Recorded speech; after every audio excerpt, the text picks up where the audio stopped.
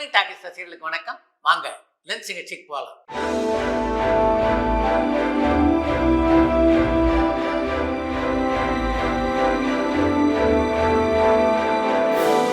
என்னம்மா முதல் கேள்வி? கற்பூரமுல்லை திரைப்படம் ஜெயலலிதா மேமனுடைய வாழ்க்கையில உண்மையா நடந்த சம்பவங்களை வச்சு எடுக்கப்பட்ட திரைப்படமானு கோவையில இருந்து விக்னேஷ் கேட்டிருக்காங்க. கற்பூரமுல்லை திரைப்படத்தை நீங்க சரியா பாத்தீங்களா இல்லையா அப்படின்னு எனக்கு தெரியல. கற்பூரமுல்லை திரைப்படத்துடைய திரைக்கதைக்கும் ஜெயலலிதாவுடைய வாழ்க்கைக்கும் என்ன சம்பந்தம் இருக்கிறது? அது வேறு திரைக்கதை, இது வேறு வாழ்க்கை. தளபதி விஜயனுடைய ஹேர் ஸ்டைல் அண்மை காலமா ரசிக்கும்படியா இல்ல, அவர் அரசியலுக்கும் வந்துட்டதுனால ஒரு டீசென்டான ஹேர் ஸ்டைல மெயின்டைன் பண்ணா நல்லா இருக்கும் இல்லையான்னு இலங்கையில இருந்து ரியாஸ் கேட்டிருக்காங்க. ஒன்னும் கவலைப்படாதீங்க, அரசியலில் அடியெடுத்து வைக்கும் போது நிச்சயமாக விஜயனுடைய ஹேர் ஸ்டைல் வேறு மாதிரியாக இருக்கும். இயக்குனர் மணிரத்னம் சார் ஒரே சமயத்துல தமிழ், தெலுங்கு, ஹிந்தின்னு எல்லா மொழிகளிலுமே டைரக்ஷன் பண்ணிருப்பாரு. தமிழ் சினிமால பேன் இந்தியா கல்ச்சரை கொண்டு வந்தவர்னு சொல்லலாமான்னு பாலக்கோட்ல இருந்து சங்கர் கேட்டிருக்காங்க. பேன் இந்தியா கல்ச்சர் என்பது வேறு, பல மொழிகளில் ஒரு இயக்குனர் படங்களை இயக்குவது என்பது வேறு. அதனால பேன் இந்தியா கல்ச்சரை கொண்டு வந்ததுல மணிரத்னத்துக்கு பங்கு இருப்பதாக சொல்ல முடியாது. பசும்பொன் திரைப்படத்துல நடிகை ராதிகா ரொம்ப அருமையா நடிச்சிருப்பாங்க. அந்த திரைப்படத்தை இன்னைக்கு பார்த்தாலும் ஒரு சீன் கூட போர் அடிக்காம இருக்கும். அப்படி இருந்தாலும் அந்த திரைப்படம் ரிலீஸ் ஆன டைம்ல மிகப்பெரிய தோல்வியை சந்திச்சதுக்கான காரணம் என்னன்னு குவைத்ல இருந்து அமிதேஸ்வரன் கேட்டிருக்காங்க. பசும்பொன் திரைப்படத்தை பற்றி இன்றைக்கு உங்களுக்கு என்ன கருத்து இருக்கோ அதே கருத்து தான் அந்த படம் உருவான காலகட்டத்திலும் அந்த படத்தை பார்த்த போதும் எனக்கு இருந்தது. அதன் காரணமாகத்தான் அந்த படத்தை சேலத்திலே விநியோகிக்கின்ற உரிமையை என்னுடைய நண்பர்கள் சிலரோடு சேர்ந்து நான் வாங்கினேன். அந்த படத்தினுடைய தோல்விக்கு மிக முக்கியமான காரணம் என்று நான் நினைக்கிறது என்னன்னா, அதீதமான சோகம் அந்த படத்துல இழையோடையதுதான்.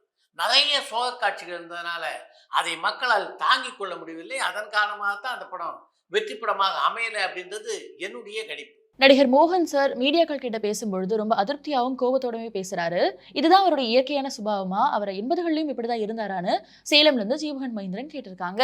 நீங்கள் குறிப்பிட்டிருப்பது மாதிரி மோகன் பேசிய எந்த வீடியோவும் பார்க்கின்ற வாய்ப்பு எனக்கு கிடைக்கல. எனக்கு தெரிந்து மோகன் அதிர்ந்தே பேச மாட்டார். அந்த அளவுக்கு தங்கமான மனிதர். அவர் இப்படி பேசி இருக்கிறார் அப்படின்றது என்னால ஏற்றுக்கொள்ள முடியல. லோகேஷ் கனகராஜ் ஸ்ருதிஹாசனுடைய இனிமேல் வீடியோ தேவையில்லாத ஒண்ணுன்னு எனக்கு தோணுது. இதை பத்தி உங்களுடைய கருத்து என்னன்னு இலங்கையில இருந்து ரியாஸ் கேட்டிருக்காங்க. லோகேஷ் ஸ்ருதிஹாசன் இருவரும் இணைந்து நடித்துள்ள இனிமேல் பற்றி உங்ககிட்ட யாராவது கருத்து கேட்டு அதற்கு பின்னாலே நீங்க இப்படி ஒரு பதில சொல்லியிருந்தீங்கன்னா சரி. உங்களுடைய கருத்தை கேட்காமல் இருக்கும்போது அதை பற்றி கருத்து சொல்றதுனால என்ன பயன் ஏற்பட போகுது? இனிமேல் யாராவது தொடர்பு கொண்டு அது தேவையா இல்லையா என்று கேட்டா அப்ப அதை பத்தி பேசலாமே தவிர இப்போது பேசுவது சரியா இருக்காதுன்னு நினைக்கிறேன். ஜீனி திரைப்படம் எப்ப திரையரங்குகள்ல வெளியாகும்? அந்த திரைப்படம் என்ன மாதிரியான கதைக்களத்தை கொண்டதுன்னு கோயம்புத்தூர் இருந்து ஜீவன் கேட்டிருக்காங்க.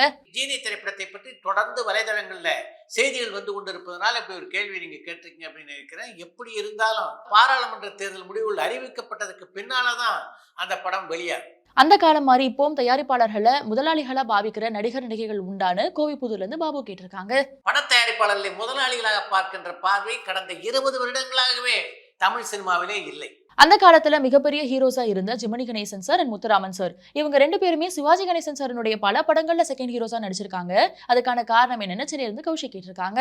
நீங்கள் குறிப்பிட்டிருக்கின்ற ஜெமினி கணேசன், முத்துராமன் ஆகிய 2 நடிகர்கள ஜெமினி கணேசன் கதாநாயக அந்தஸ்திலே பல ஆண்டுகள் இருந்தார் அப்படின்றது உண்மை. ஆனா முத்துராமன் கதாநாயகன் அந்தஸ்திலே அப்படி பல ஆண்டுகள் நீடித்தவர் இல்லை. சில திரைப்படங்களே கதாநாயகன் நடிக்கக்கூடிய வாய்ப்பும் அவருக்கு கிடைத்தது, அவ்வளவுதான். ஜெமினி கணேசனை பொறுத்த வரைக்கும் அவர் கதாநாயகனாக இருந்த போதிலும் சிவாஜியோடு இணைந்து பல படங்களில் நடித்தார் என்றால் அதுக்கு இன்னொரு முக்கியமான காரணம் இருக்கு. அவருக்கு கிடைத்த பாத்திரங்கள். பாசமலர் படத்தை எடுத்துக்கிட்டீங்கன்னா சிவாஜிக்கு நிகரான பாத்திரம் ஜெமினி கணேசனுக்கு தரப்பட்டிருந்தது. அப்படித்தான் சிவாஜியோடு ஜெமினி நடித்த பல திரைப்படங்களே அவருடைய பாத்திர படைப்பு மிகச்சிறப்பாக அமைந்திருந்தது. அதன் காரணமாக கூட அவர் சிவாஜியோடு பல திரைப்படங்களே துணை கதாபாத்திரங்களை நடித்திருக்கலாம்னு நினைக்கிறேன். வாரிசு திரைப்படத்தினுடைய தயாரிப்பாளரான தில்ராஜ் அபிஷியலா படத்தினுடைய கலெக்ஷனை வெளியிட்டு படம் மிகப்பெரிய வெற்றின்னு சொல்லியிருக்காரு. ஆனா நீங்க தொடர்ந்து படம் தோல்வின்னு சொல்றதுக்கான காரணம் என்னன்னு வேளச்சேரியில இருந்து கார்த்திக் கேட்டிருக்காங்க. வாரிசு படம் தோல்வி என்றால் அந்த படத்தை பார்க்க ரசிகர்களே வரவில்லை என்றோ அல்லது அந்த படத்துக்கு வசூலே இல்லை என்றோ எடுத்துக்கொள்ளக்கூடாது. அந்த படத்துக்கு இருந்த எதிர்பார்ப்பு, அந்த படத்துக்கு செய்யப்பட்ட செலவு, அதையெல்லாம் மனதிலே வைத்துக் கொண்டு பார்க்கும்போது அதை ஈடுகட்டுகின்ற விதத்திலே அந்த படத்தினுடைய வசூல் அமையவில்லை என்பதை கருத்திலே கொண்டுதான் அந்த படம் வெற்றி படம் இல்லை என்று நம்முடைய நிகழ்ச்சிகள் சிலவற்றில் குறிப்பிட்டிருந்தோம். நடிகர் ஜார்ஜ் மரீனை பத்தி சொல்லுங்க. அவர் முன்னாடி நாடகத்துல நடிச்சு அதுக்கப்புறமா திரைக்கு வந்தவரான தோரணமலையில இருந்து சிண்பகராமன் கேட்டிருக்காங்க. ஜார்ஜ் மரியான் ஏறக்குறைய 13 ஆண்டுகள் நாடக மேடையில நடித்துக் கொண்டிருந்தவர். அதற்கு பின்னாலே அவருக்கு ஒரு அடையாளத்தை தந்த படமாக அமைந்ததுன்னா அது பிரியதர்ஷன் இயக்கத்திலே உருவான காஞ்சிபுரம் திரைப்படம் தான். அந்த படத்தில் தான் அவருக்கு ஒரு முக்கியமான கதாபாத்திரத்தில் நடிக்கக்கூடிய வாய்ப்பு கிடைத்தது. அந்த படத்துல உதவி இயக்குனராக பணியாற்றிய ஏஎல் விஜய் அந்த படத்தில் நடிக்கும் போது ஜார்ஜ் மரியானுடைய நடிப்பு திறமையை பற்றி தெரிந்து கொண்டார். அதன் காரணமாகத்தான் தொடர்ந்து தன்னுடைய படங்கள் எல்லாவற்றிலும் ஜார்ஜ் மரியானுக்கு அவர் வாய்ப்புகள் தந்தார். கே பாக்யராஜ் சாரை தவிர மற்ற தமிழ் சினிமா பிரபலங்கள் ஜெயமோகன் சாரினுடைய கருத்துக்கு எதிர்ப்பு தெரிவிக்காம இருந்ததை பத்தின உங்களுடைய கருத்து என்னன்னு சேலம்ல இருந்து ஜீவகன் மகேந்திரன் கேட்டிருக்காங்க. மஞ்சுமல் பாய்ஸ் திரைப்படத்தை பற்றி ஜெயமோகன் சொன்ன கருத்தினால அந்த படத்துடைய வசூலும் பாதிக்கப்படவில்லை, அந்த படத்துக்கு கிடைக்கின்ற பாராட்டுகளும் குறைந்த பாடில்லை. அதன் காரணமாக கூட திரும்பவும் அதை பத்தி எதற்கு பேசணும் என்று பல திரைக்கலைஞர்கள் அதை தவிர்த்திருக்க வாய்ப்பு இருக்கிறது. இயக்குனர் ஐஸ்வர்யா, நடிகர் தனுஷ் இவங்க 2 பேரும் திரும்பவும் ஒன்று சேரதுக்கான வாய்ப்பு இருக்கான்னு திருப்பூர்ல இருந்து லட்சுமணன் கேட்டிருக்காங்க. தனுஷ், ஐஸ்வர்யா இருவரும் மீண்டும் சேர்வதற்கான காலம் கடந்து விட்டதாகவே நான் நினைக்கிறேன். இப்ப இசைஞானி இளையராஜா சாரினுடைய வாழ்க்கை வரலாறு படமா எடுக்கிற மாதிரி தமிழ் சினிமாவினுடைய பெரும் ஜாம்பவான்களான நடிகர் திலகம் சிவாஜி கணேசன் சார், கவியரசர் கண்ணதாசன் சார் அண்ட் மு கருணாநிதி ஐயா இவங்களுடைய வாழ்க்கை வரலாறும் படமா எடுக்கப்படுமான்னு திருச்சியில இருந்து பாலு கேட்டிருக்காங்க. இளையராஜாவுடைய வாழ்க்கை வரலாற்று படத்தை தொடர்ந்து நடிகர் திலகம் சிவாஜி கணேசன், கவிஞர் கண்ணதாசன், கலைஞர் மு கருணாநிதி ஆகியோருடைய வாழ்க்கை வரலாற்று படங்களும் வருவதற்கான வாய்ப்புகள் பிரகாசமாக இருக்கின்றன. பாரதி திரைப்படத்துக்காக சாயாஜி ஷிண்டே அண்ட் இசைஞானி இளையராஜா சார் இவங்க 2 பேருக்கும் தேசிய அளவிலோ அல்லது சர்வதேச அளவிலோ விருதுகள் ஏதாவது வழங்கப்பட்டிருக்கா?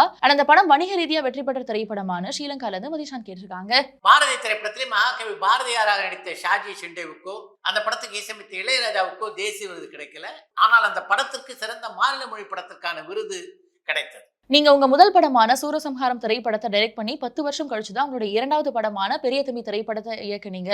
சூரசம்ஹாரம் திரைப்படம் மிகப்பெரிய வெற்றி பெற்றிருந்தும் எதனால சார் இந்த 10 வருஷம் கேப் எடுத்தீங்கன்னு சென்னையில இருந்து கௌஷிக் கேட்டிருக்காங்க. நான் இயக்கிய சூரசம்ஹாரம் திரைப்படம் 1988ஆம் ஆண்டிலே வெளியானது. அதற்கு பின்னாலே நான் இயக்கி வெளியான படம் பெரிய தம்பி. அந்த திரைப்படம் 1997ஆம் ஆண்டிலே வெளியானது. சூரசம்ஹாரம் திரைப்படத்துக்கும் பெரிய தம்பி திரைப்படத்துக்கும் இடையே ஏன் அவ்வளவு பெரிய இடைவெளி அப்படின்னு ஒரு நியாயமான கேள்வி நீங்க கேட்டிருக்கீங்க. இந்த 2 படங்களுக்கும் இடையே நான் இயக்க நினைத்த படம் தான் பாஞ்சாலி சபதம் என்ற திரைப்படம். அந்த படம் ஏறக்குறைய பாதி வளர்ந்த நிலையிலே தான் அந்த படத்திலே முக்கியமான கதாபாத்திரத்தில் நடிக்க இருந்த என்னுயிர் தோழன் பாபு ஒரு விபத்திலே சிக்கினார். அதன் காரணமாக அந்த படப்பிடிப்பு தேதிகள்லாம் மாற்றப்பட்டு அந்த படத்துடைய படப்பிடிப்பே தொடர்ந்து நடைபெற முடியாத ஒரு சூழ்நிலை ஏற்பட்டது. அதன் காரணமாக தான் இடையில நான் எந்த படத்தையும் இயக்கல. பாஞ்சாலி சபதம் குறிப்பிட்ட நேரத்திலே வெளிவந்திருக்குமானால் 2-3 படங்களை இடையிலே நான் இயக்கியிருக்க வாய்ப்பு இருந்திருக்கும். தமிழ் சினிமால 60 ஆண்டுகளை கடந்தும் இன்னும் வரைக்கும் ஆக்டிவா இருக்கிற நடிகர்களான Goundamani sir, Vennira Aadai Moorthy sir and Kumari Sachu ma'am இவங்களுக்கு தென்னிந்திய நடிகர் சங்கம் சார்பா ஒரு கௌரவ விழா எடுக்கப்படுமான்னு சேலம்ல இருந்து ஜீவகன் மகேந்திரன் கேட்டிருக்காங்க. நீங்கள் குறிப்பிட்டிருப்பதை போல 60 ஆண்டுகளுக்கு மேலாக தமிழ் சினிமாவில் தொடர்ந்து நடித்துக் கொண்டிருக்கின்ற வெண்ணிராடை மூர்த்தி, கவுண்டமணி, குமாரி சச்சி ஆகிய 3வருக்கும் பாராட்டு விழா நடத்தியாக வேண்டும். நடிகர் சங்கம் இதை கவனத்தில் கொள்ள வேண்டும் என்று உங்களுடைய சார்பாக நான் கேட்டுக்கொள்கிறேன். எஸ்பிபி சார் எந்த இசையமைப்பாளருக்காக அதிக பாடல்களை பாடியிருக்காருன்னு திருமுலைவாயிலிருந்து சுந்தரவர்தன் கேட்டிருக்காங்க. இளையராஜாவுடைய இசையில் தான் எஸ்பி பாலசுப்ரமணியம் மிக அதிகமான பாடல்களை பாடியிருக்கிறார். தமிழை உருவான நேரடி படங்கள், மொழி மாற்று படங்கள் எல்லாவற்றையும் சேர்த்து ஏறக்குறைய 1000 பாடல்களுக்கு மேலாக இளையராஜாவுடைய இசையிலே அவர் பாடியிருக்கிறார் என்று அவரை பற்றி ஒரு புத்தகம் எழுதிய கானா பிரபா குறிப்பிட்டிருக்கிறார்.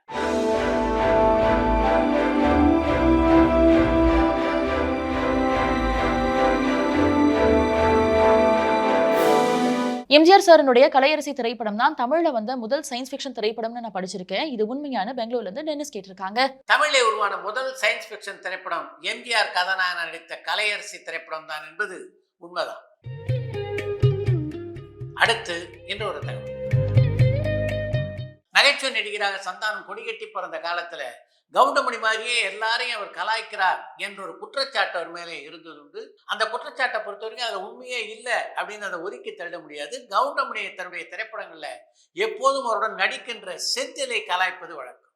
ஆனா சந்தானத்தை பொறுத்த வரைக்கும் அது மாதிரி ஒரு நடிகரை கலாய்த்தவர் இல்லை. அவர் ஒரு படத்திலே தன்னோடு யார் யாரெல்லாம் நடிக்கிறார்களோ அவர்கள் எல்லோரையுமே கலாய்ப்பதை வழக்கமாக வைத்துக் கொண்டது நடிகர் தான் சந்தானம். கலாய்க்கிற விஷயத்துல கவுண்டமணி ரீட்டெயில்னா சந்தானத்தை ஹோல்சேல் அப்படின்னு சொல்லலாம். அது ஒண்ணுதான் இவங்க 2 பேருக்கும் உள்ள வித்தியாசம்.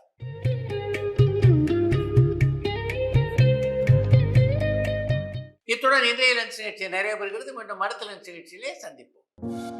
பரபரப்பான சினிமா செய்திகள், நட்சத்திரங்களின் பேட்டிகள், சினிமா வரலாறு ஆகியவற்றை பார்க்கவும் படிக்கவும் உங்களுக்கான இணையதளம் tourantalkies.co.